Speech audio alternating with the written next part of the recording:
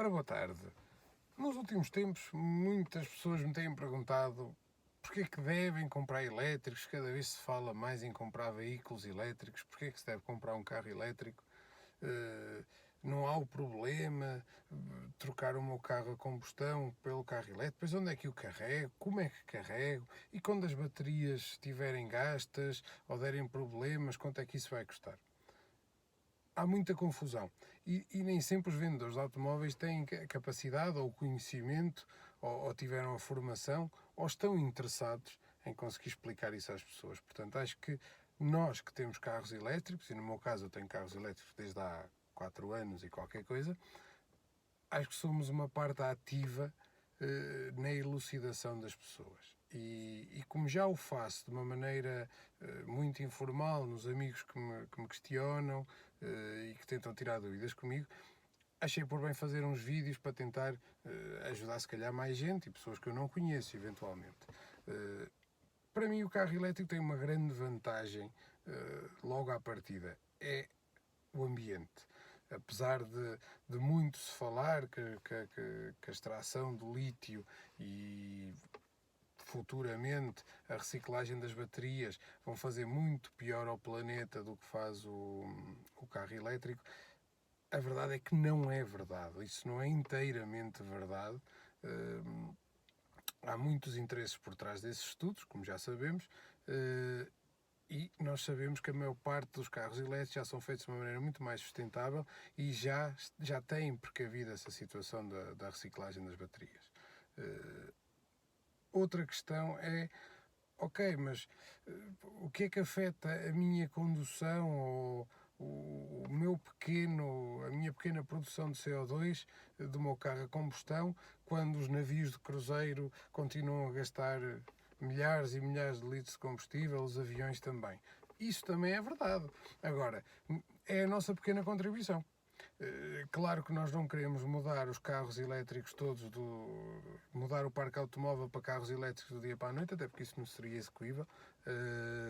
Não havia postos de carregamento para toda a gente, teríamos que aumentar a rede elétrica das nossas casas de uma maneira geral e há pessoas que não teriam essa possibilidade, mas lentamente acho que o devemos começar a fazer e é a nossa pequena contribuição, porque a tecnologia que existe agora e que não existia há 10 anos, qualquer dia poderá permitir que esses mesmos navios e esses mesmos aviões possam ser muito mais amigos do ambiente também. Portanto, quanto aos carros elétricos, essa é a vantagem, é o ambiente. E é a grande vantagem, é isso que tem que nos mover. Mas há mais. E depois há aquela vantagem direta que nós sentimos todos os dias no nosso bolso, que são os consumos. Estamos a falar de carros, e agora depende do peso do carro, do tipo de carro elétrico que estamos a falar, mas estamos a falar de carros cujo consumo médio andará entre os 2 euros e os 2,5 € de energia elétrica, se carregarmos em nossa casa, nas nossas tarifas mais baixas, por cada 100 km. E 2 euros ou 2,5 € por cada 100 km neste momento é um valor ridiculamente mais baixo do que aquele que nós temos nos veículos tradicionais a combustão, gasolina ou diesel. Um veículo a diesel que gaste 6 litros ou 6,5 litros para fazer os mesmos 100 km vai gastar 11 euros, 10 euros de combustível. Portanto, há aqui logo uma poupança imediata. Por outro lado, e no caso em particular de Portugal, está para ser aprovado mediante uma subscrição nesse programa, um abate de 75% nas portagens para os veículos elétricos, o que também é significativo para quem usa essas vias que têm portagens. Por outro lado, o veículo elétrico por si só tem muito menos manutenção que um veículo a combustão. Primeiro tem menos peças. Ok, tem as baterias e tem o líquido de refrigeração das baterias que tem que ser trocado de X em X tempo, depende das marcas e depende dos carros, mas no geral tem muito menos manutenção, porque gasta muito menos pneu, porque nós habituamos-nos a conduzir de uma maneira muito mais tranquila, apesar do carro ter aquelas acelerações bruscas que quem já conduziu um carro elétrico conhece.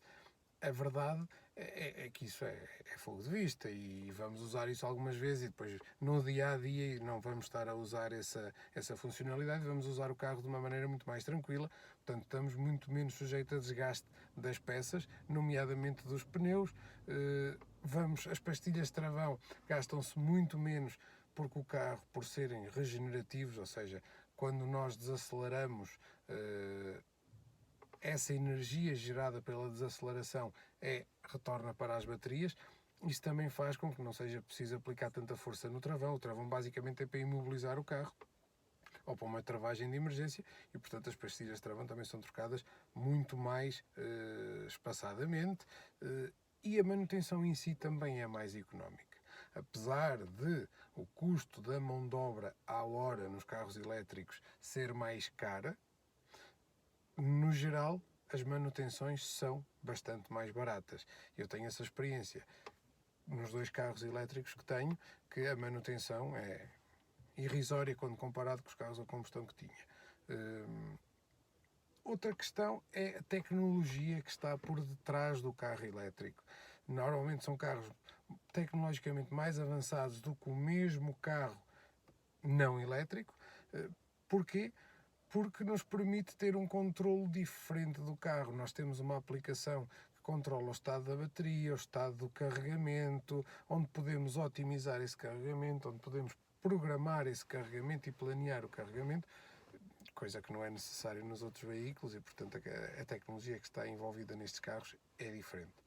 Por outro lado, estes carros são feitos de raiz. Regra geral, um carro elétrico, e são esses que eu preconizo que as pessoas devem comprar, são carros que são feitos de raiz.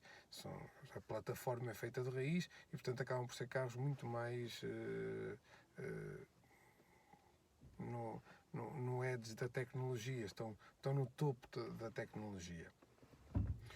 Depois temos as vantagens fiscais que os carros elétricos têm. E essas são muito variáveis, dependendo se é uma empresa ou se é um cidadão particular. Para os particulares, a vantagem é não pagar IUC. Os carros elétricos estão isentos de IUC, não pagam o imposto único de circulação. Os híbridos, os carros híbridos são plug-in com mais de 50 km de autonomia e menos 50 gramas de emissões de CO2, pagam IUC, mas um IUC mais reduzido do que o carro correspondente a gasolina ou a diesel. E existe um incentivo do Estado, do Fundo Ambiental, mas que é dado somente aos primeiros, e isso vai mudando, depende do Orçamento de Estado, aos primeiros 1.500 ou 2.000 faturas, e o valor também vai dependendo, 2.500, 3.000 euros. Portanto, neste momento já não dá para todos os pedidos, mas dá para aqueles primeiros pedidos do ano, as primeiras faturas a entrarem. Para os particulares, basicamente é isto. Também se fala da desvalorização do carro elétrico. Eu não sinto que o carro elétrico tenha desvalorizado mais anualmente do que desvalorizavam os outros carros que eu tinha que não eram elétricos. Óbvio, os carros todos eles têm a sua desvalorização. Óbvio que um carro elétrico, por ser tecnologicamente mais avançado, se calhar está mais sensível a essa desvalorização, mas a tecnologia evoluiu muito, tem muito por onde evoluir, mas nos outros carros também existe essa evolução. Portanto, a desvalorização vai existir e será análoga. Quando se trata de empresas, bem, aí a história é completamente diferente. E carros elétricos até 62.500 euros mais IVA, as empresas que sejam passíveis de receber IVA, como é óbvio, vão receber o IVA de volta, continuam sem pagar IUC, a tributação autónoma é zero. No caso dos híbridos que falei há bocado, que cumprem os critérios dos 50 km de autonomia elétrica e pelo menos e até 50 gramas de emissões de CO2, a tributação autónoma é metade dos carros a combustão. E, portanto, também há vantagens. Mas, relativamente aos elétricos, não há tributação autónoma.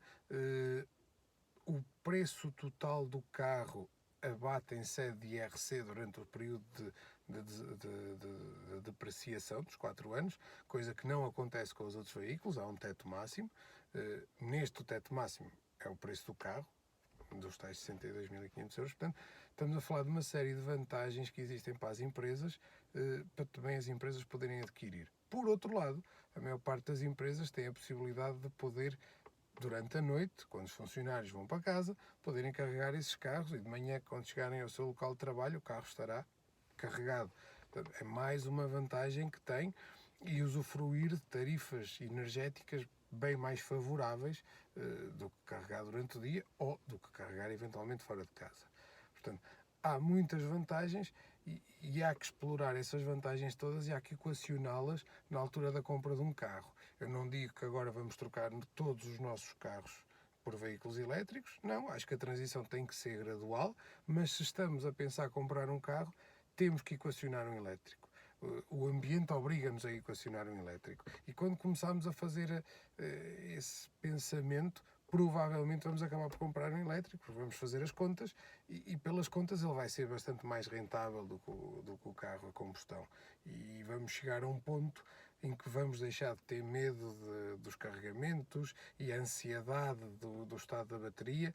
As baterias cada vez mais são feitas para durar muitos anos. Eu tenho um carro de 2016 com 160 mil km, mais ou menos, e ainda não tive problemas com as baterias. Tive uma ligeira degradação da bateria, normal. Se tivesse o mesmo carro a combustão com 160 mil km, de certeza que ele nesta altura já não estaria a puxar tanto e a andar tanto como quando era novo. Portanto, há sempre, as coisas vão-se gastando. Mas o que eu noto é que essa depreciação da bateria acontece logo no início e depois estabiliza e tem estado estável durante os últimos 40 ou 50 mil quilómetros.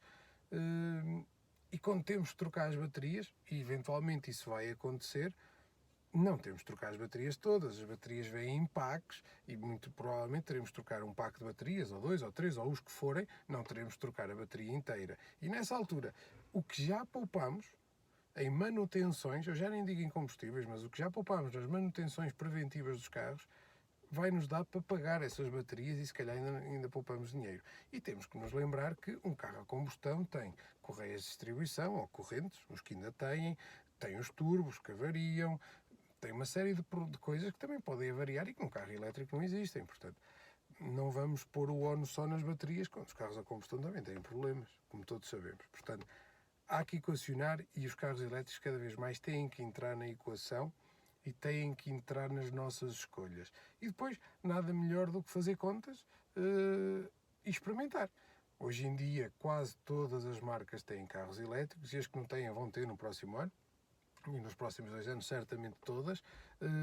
Quem ainda não quiser arriscar num carro totalmente elétrico, há ótimos carros híbridos, que já conseguem fazer muita autonomia elétrica e que se calhar para o dia a dia, para 95% dos nossos dias, chega e sobra aquela autonomia elétrica e não temos a ansiedade de ficar sem bateria, porque quando isso acontece temos um motor a combustão que nos vai ajudar, ou carregando a bateria, como é o caso, por exemplo, do BMW i3, ou dando andamento ao carro, como é o caso da maioria dos híbridos, já que estamos a falar da BMW, por exemplo, o 540e, o 545e tem essa capacidade, ou seja, tem um motor elétrico e tem um motor a combustão.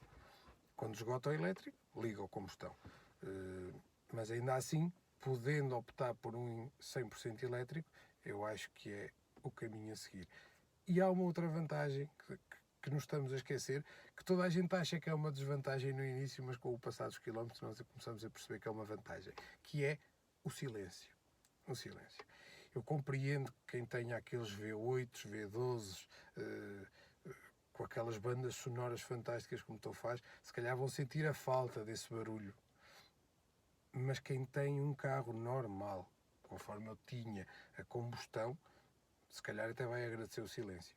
E o silêncio permite-nos ver a qualidade do carro, porque ouvimos os barulhinhos todos, quando eles existem, permite-nos estar muito mais atento a outros barulhos de fora, importantes, permite-nos ouvir a música com melhor qualidade. Portanto, o silêncio também é uma coisa importante a ter em atenção nos carros elétricos.